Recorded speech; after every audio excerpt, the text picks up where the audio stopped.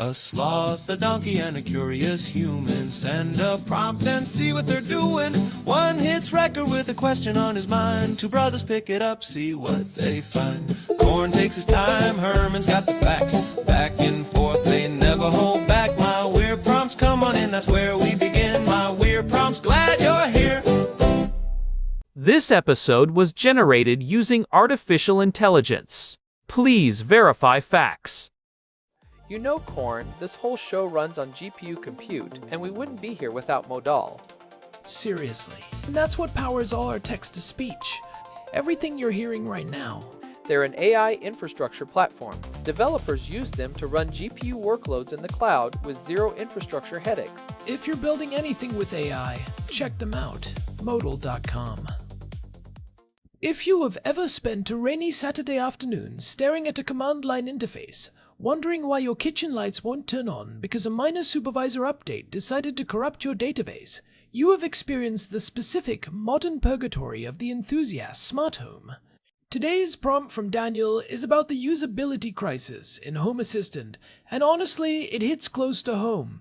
We are talking about that point where a hobby stops being a convenience and starts feeling like a part-time job you never applied for.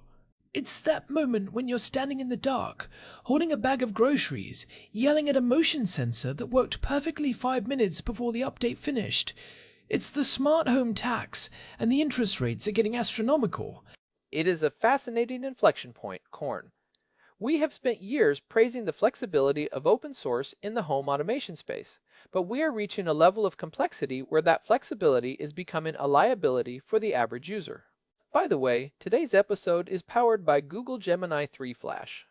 I am Herman Poppleberry, and I have been digging into the stability metrics of these platforms all week because, frankly, the digital Jenga tower metaphor Daniel used is statistically accurate. When you have a system built on thousands of disparate integrations, many of them maintained by a single developer in their spare time, the probability of a perfect uptime state approaches zero as the number of devices increases.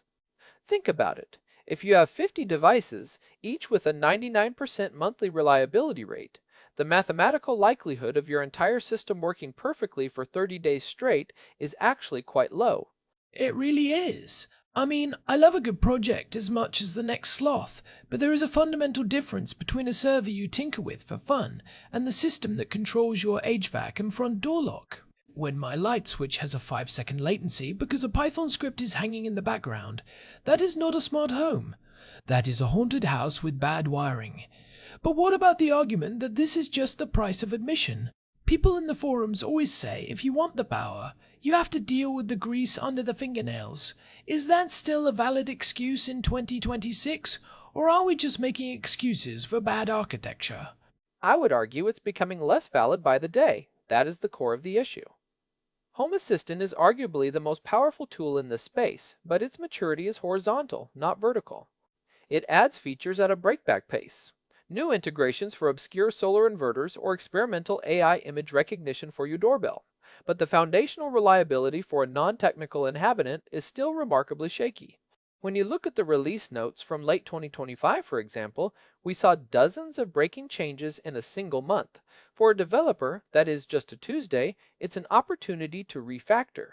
For someone who just wants their motion sensors to work so they don't trip over the dog at 3 a.m., it is a catastrophic failure of the user contract. And that is the paradox, right? We have been told for years that if you want local control and privacy, you have to embrace the complexity. But Daniel's point is that the market has matured. We are in 2026 now.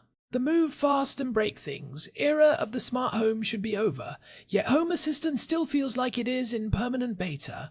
If a friend asks me if they should install it today, my finger is hovering over the no button. I mean, how do you even explain to a non-technical partner that the lights don't work because the Docker container failed to mount the configuration volume? You can't. You just look like a mad scientist who broke the house. And then you're the one who has to fix it while everyone else is trying to watch a movie. I think that is a responsible stance. We need to look at what a stable, maintainable smart home actually looks like today. It is not just about avoiding the cloud or escaping the big tech walled gardens of Amazon or Google. It is about architectural integrity. If you are building a home, you want the foundation to be concrete, not a series of interconnected YAML files that might stop parsing if you miss a single space or a trailing colon. We've seen cases where a simple copy-paste error in a configuration file didn't just break one automation, it prevented the entire supervisor from booting. That shouldn't be possible in a consumer-facing product. Imagine if your microwave wouldn't start because you typed a Y instead of a J on a notepad in the kitchen. It's absurd when you step back and look at it. Well, not exactly, because I'm not allowed to say that word, but you are hitting the nail on the head. Let's talk about this maintenance burden. Why does it feel so fragile? I feel like I'm constantly babysitting my updates. If I go on vacation for 2 weeks and don't check the dashboard, I legitimately worry that the house will have forgotten how to be smart by the time I get back. It's like having a pet that needs feeding every 4 hours, except the pet is a smart thermostat that might decide to turn the heat up to 90 degrees if its API token expires. Have you ever had that happen, where you're away and you get a notification that a core component has crashed? More times than I care to admit. The fragility comes from the sheer number of abstraction layers. Think about a simple automation. A Zigbee motion sensor triggers a light. In a clean system, that is a direct signal. In Home Assistant, you have the Zigbee radio, the Zigbee to MQTT bridge, the MQTT broker, the Home Assistant integration, the automation engine, and then the reverse path to the light bulb. Every one of those steps is a potential failure point. If the SD card wearing out doesn't get you, a breaking change in the MQTT integration will. Or perhaps the Linux kernel update on your host machine decided it didn't like the specific USB chipset in your Zigbee dongle because of a driver conflict in the latest Debian build. It's a miracle it works at all. It is the too many cooks problem, but the cooks are all volunteers living in different time zones who don't talk to each other. I saw a case study recently where a user's entire Zigbee network collapsed after a 2025 update because the way the database handled short-term statistics changed. 6 hours of debugging just to get the bathroom lights to turn on again. That is an insane tax on your free time. Can you imagine explaining that to a professional, like a plumber or an electrician? Oh, the sink doesn't work because the drainage statistics database had a schema migration error. They'd think you were hallucinating. They'd probably charge you double just for the mental gymnastics. It really is. And it points to a deeper technical mechanism of instability, the lack of a unified hardware-software testing environment. Because Home Assistant runs on everything from a Raspberry Pi to an enterprise server, the developers can't guarantee how any specific update will interact with your specific hardware. They might test on a yellow or a blue, the official hardware, but they aren't testing on that 5-year-old Celeron NUC you found on eBay or that specific generic Zigbee stick from a random factory. That is the trade-off for being open, but it creates this massive reliability gap.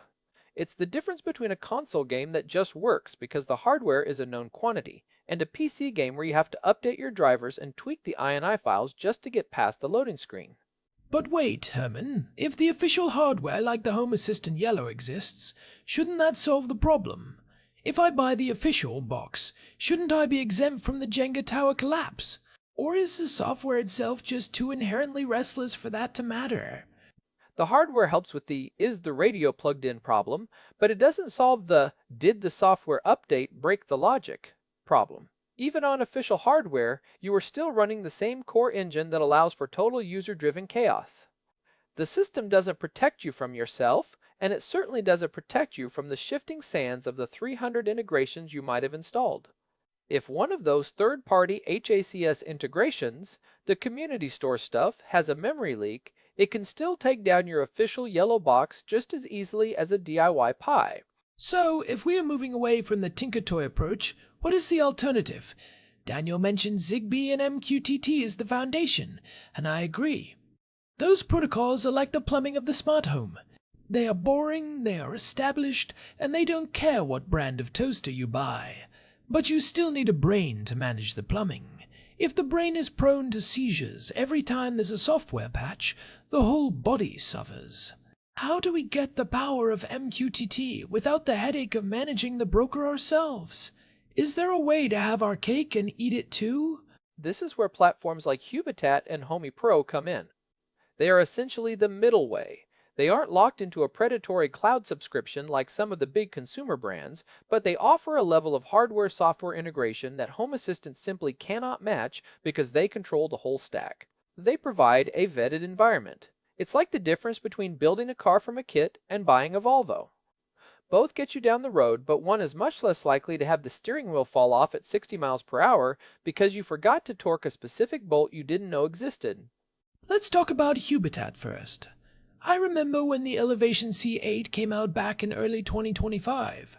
The big sell there was local processing for over 500 devices with sub 100 millisecond response times. That sounds great on paper, but does it actually hold up in a real house with thick walls and 50 different brands of cheap sensors? I've heard horror stories about Z-Wave mesh networks becoming haunted, where a single bad repeater brings down the whole house. Does Hubitat actually handle that better than a stick plugged into a PC? It actually does hold up, and the reason is dedicated silicon. Unlike a general-purpose Raspberry Pi, the Hubitat hardware is designed specifically for radio management. It has external antennas and a specialized Zigbee stack that is much more resilient to interference. And the software environment is sandboxed. You can write custom drivers, sure, but a bug in a driver won't bring down the entire kernel of the hub. In Home Assistant, a single poorly written integration can leak memory until the whole system, OOM, kills itself. In Hubitat, that process is isolated. If a driver fails, the hub stays up. It's a much more industrial approach to home automation. That sounds like a dream compared to the kernel panic mornings I've had with my setup. But what about the open source purists who say Hubitat is too restrictive? Can I still use my weird Wi-Fi based Tuya devices or my custom MQTT dashboards? Or am I stuck using their built-in interface, which, let's be honest, looks like it was designed for Windows 95? I mean, I've seen the screenshots, Herman. It's not exactly future of the home aesthetic. It's very utilitarian. You absolutely can. Hubitat has actually become quite a powerhouse for local Tuya integration. They have embraced the fact that people buy cheap Wi-Fi gear, and they provide the bridge to pull those devices into a local, private control loop. And since it supports MQTT natively, you can still have your fancy dashboards on a tablet without the hub itself being the weak link. It is about moving the brain to a more stable platform while keeping the eyes and ears flexible. You use Hubitat for the logic and the radios, and you use whatever pretty UI you want on top of it. It's a separation of concerns that makes the whole system more resilient. That leads perfectly into the decoupled brain concept we have touched on before. It is the idea that you shouldn't put all your eggs in one basket. If I use a Hubitat for my mission-critical stuff, like lights, locks, and leaks, I can still run a Home Assistant instance for the fun stuff, like scraping my garbage collection schedule or tracking my mailbox. If Home Assistant crashes because I messed up a CSS template for my dashboard, I can still use the bathroom at night without tripping over the cat. But how do you sync them? Doesn't that just add another layer of complexity? How do they talk to each other without creating a new Tower of Babel situation? It's actually simpler than it sounds. You use the Hubitat as the source of truth. It exposes all its devices via MQTT or a dedicated Home Assistant integration. Home Assistant then becomes just a remote control. If the remote breaks, the TV, or in this case, the house, still has physical buttons that work. That is the ultimate architecture for 2026. You treat the smart home like a tiered system. Tier 1 is must work, Tier 2 is nice to have. The mistake people make is putting Tier 1 functions onto Tier 2 platforms. Home Assistant, for all its brilliance, is a Tier 2 platform by design because it prioritizes extensibility over uptime. It's a playground, not a utility vault. I love that framing. Tiered smart homes. It is the difference between an industrial PLC, a programmable logic controller, and a gaming PC. You wouldn't run a hospital on a gaming PC just because it has cool RGB lights and can run any software you throw at it. You want something that is built for 5 nines of reliability. But what about the cost? Hubitat is a few $100s. Homey Pro is even more. Is the average user going to swallow that when they can get a Pi for $50? Or are we just talking to the prosumers now? Well, a Pi isn't $50 anymore once you add the high-end SD card to prevent corruption, the case, the power supply, and the Zigbee dongle. By the time you're done, you're at $150 anyway. And if we look at Homey Pro, we see the more premium version of this philosophy. They have a 4.7 out of 5 user satisfaction rating. And the data shows that 89% of their users report minimal maintenance over a 12-month period. That is a staggering statistic when you compare it to the weekly maintenance required by a typical home assistant setup. People are paying for their time back, Corn. That's the real product being sold. Homey Pro always felt a bit Apple-esque to me. It is beautiful, it is expensive, and it works. But is it too much of a walled garden? If I buy a Homey, am I just trading one master for another? I worry about what happens if the company goes under. At least with Home Assistant, the code is on my drive, and it's mine forever. If Nabucasa disappeared tomorrow, I could still run my house. Can I say the same for Homey? It is less of a walled garden than you might think. Their app ecosystem is open to developers, but the apps are reviewed and sandboxed. It is more like a curated bazaar. You get the benefits of community contributions without the Wild West instability. And because the hardware is so capable, it supports almost every protocol out of the box. Zigbee, Z-Wave, Matter, Thread, Infrared. It even has a built-in speaker for local voice feedback. It is a true one hub to rule them all solution that doesn't require you to be a systems administrator to keep it running. And regarding the company going under, Homey has a local-only mode. Even if their servers vanish, the hub keeps running your flows. They learned from the mistakes of companies like Wink and Inston. That is a relief. No one wants to own a $300 paperweight. But let's dig into the infrared thing for a second. Why is that still a feature in 2026? Isn't IR dead? Far from it. Think about the dumb devices that are actually very reliable. Your old AC unit, your high-end stereo, your projector screen. Integrating those into a smart home usually requires some hacky Wi-Fi tow IR blaster. Having it built into the core hub means you can automate the dumb stuff with the same reliability as the smart stuff. It's about bridging the gap between the 20-year life cycle of an appliance and the 2-year life cycle of a software platform. This brings up a really important point Daniel raised about the misconception of the freebie seeker. There is this idea that if you are into self-hosting, you are just cheap. But most of us would happily pay $200 or $300 for a hub if it meant we got our Saturdays back. We aren't against paying for quality, we are against paying for a subscription that holds our front door hostage. I'd rather pay for a solid piece of hardware once than pay $5 a month forever just to have the privilege of turning my lights on from my phone. It's about ownership, not just saving a buck. That is a vital distinction. The open in open source should stand for open standards, not open-ended labor. A lot of us in the tech space value our time more than the cost of a hardware appliance. If Hubitat or Homey provides a commercially supported, reliable platform that respects my privacy and gives me local control, that is a massive win. It is a professional-grade solution for a consumer-grade price. Think about it. How much is your time worth? If you spend 4 hours a month fixing your smart home, and that's a conservative estimate for some people, and you value your time at $50 an hour, Home Assistant is costing you $2,400 a year in lost labor. Suddenly, a $300 hub looks like the deal of the century. When you put it that way, my free smart home is the most expensive thing I own. It's like a boat, a hole in the digital water that you throw time into. But I have to play devil's advocate. What about the learning curve? If I switch to Hubitat, am I learning a whole new language? I just finally figured out how to write a template in Jenga too. Do I have to throw all that knowledge away? Not at all. The logic is the same. If sensor A detects motion and the sun is down, turn on light B. The difference is in the interface. Hubitat uses a rule engine that is much more visual and structured. You are typing code, you are selecting options from drop-downs that are logically validated. It prevents you from making the kind of syntax errors that break Home Assistant. It's guardrails, corn. Professionals use guardrails. It's not about being lesser, it's about being more efficient. So, let's get practical. If someone is listening to this and they are currently drowning in YAML files and broken Zigbee maps, what do they actually do? Do they burn it all down and start over?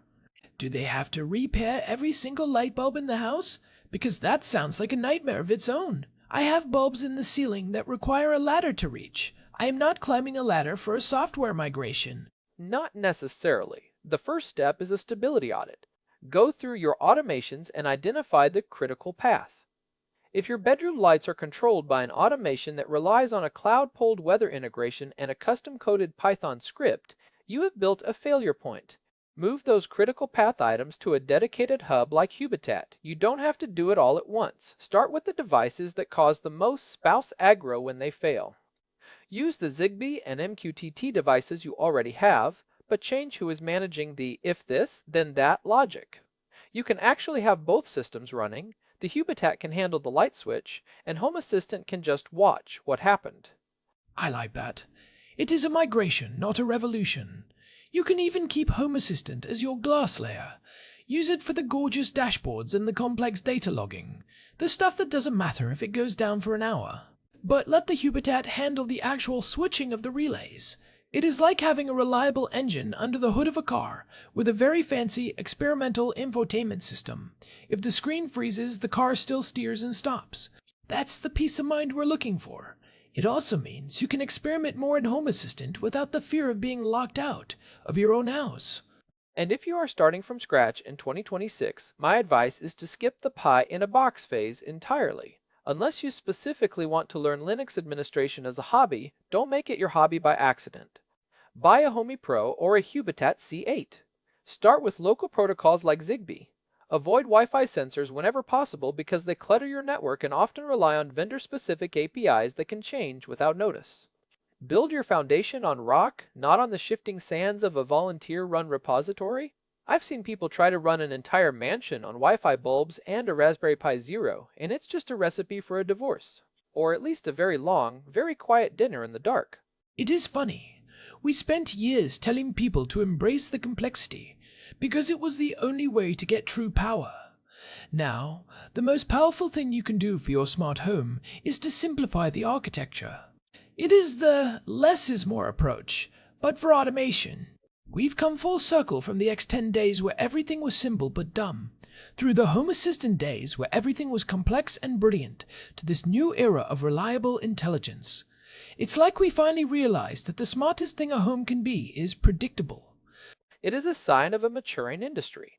We are moving from the hobbyist phase to the utility phase. Just like you don't think about how your refrigerator works or how the water pressure is maintained in your pipes, you shouldn't have to think about how your lights turn on. If you have to debug it, it has failed as an appliance. We are seeing a move toward matter and thread, which promise to standardize the transport layer, but the orchestration layer. The brain is still where the battle for usability is being fought. And right now the consumer is winning because we finally have choices that don't involve a terminal window. That is the quote of the episode right there. If you have to debug it, it is not an appliance, it is a project. And most of us want to live in a home, not a science experiment. I think about my parents. They want a smart home, but they aren't going to SSH into a terminal to fix a broken HACS integration. They aren't going to check the logs to see why the Zigbee coordinator went offline. If we want this technology to be truly universal, it has to be bulletproof. It has to survive a power outage, a router reboot, and a firmware update without requiring a human intervention. We aren't there yet with the DIY stuff, but the prosumer hubs are getting very close. Precisely. And I think we are finally getting there. When we look at the future of matter and thread, the hope is that these protocols will make this whole discussion obsolete by allowing devices to talk to multiple controllers simultaneously. You could have a Hubitat for the hard logic and an iPad for the soft UI, both talking to the same bulb through a standardized fabric. But until then, the platform choice is the most important decision a smart home owner can make. Choose reliability over features every single time. Your future self, the one who just wants to go to bed without checking a log file to see why the goodnight scene didn't close the blinds, will thank you. There is a certain dignity in a light that just turns on when you walk into a room every single time without fail. Well, I think we have given people a lot to chew on. It is a bit of a reality check episode, but a necessary one. The smart home dream is still alive. It just needs a better manager. It's about being the CEO of your home, not the janitor. You want to make the high-level decisions. I want the porch light to turn blue when the mail arrives, not spend your time scrubbing the metaphorical floors of your database tables or re-imaging SD cards because of a power flicker. It really does. And I think Daniel's frustration is shared by a growing silent majority of users who are tired of the Jenga tower life. There are better ways to do this in 2026, and they don't involve enterprise budgets or a degree in computer science. It just takes a shift in mindset from what is the coolest thing I can do to what is the most reliable way to do the things I need. Stability is the ultimate feature. It's the one feature that makes all the other features possible. Without it, you just have a very expensive collection of paperweights and a very frustrated family. Big thanks to our producer, Hilbert Flumingtop, for keeping our own digital Jenga tower standing week after week. He's the one who makes sure these files actually reach your ears without a YAML error or a broken link. He's basically the Hubitat of this podcast, quietly making sure the logic works while we provide the experimental interface. And of course, a massive shout out to Modal for providing the GPU credits that keep this show running smoothly. Without them, we'd be recording this on a pair of tin cans and some string, and the latency would be even worse than my Zigbee network. If you found this discussion helpful, or if you are currently staring at a connection lost screen on your dashboard and need some moral support, find us at myweirdprompts.com. We have the RSS feed, the show notes, and all the links to subscribe there. We'd love to hear your smart home horror stories too. Maybe we'll read a few on the next episode. What was the one thing that finally made you give up on a specific platform? Was it a broken update? A cloud server shutdown? Let us know. This has been My Weird Prompts. We'll be back next time with another deep dive into whatever strange ideas Daniel sends our way. It's a wild world out there, but as long as we have local control, a little bit of common sense, and maybe a backup hub or two, we'll get through it. Until then, keep your sensors local, your latencies low, and your firmware updates far, far away from your Friday nights. See ya. Bye. This episode was produced using Google Gemini 3 Flash, text-to-speech by Chatterbox. Thanks for listening to our show, My Weird Prompts, where our thoughts go from slow takes to facts on cue. We change and follow through. My Weird Prompts, that's the flows from slow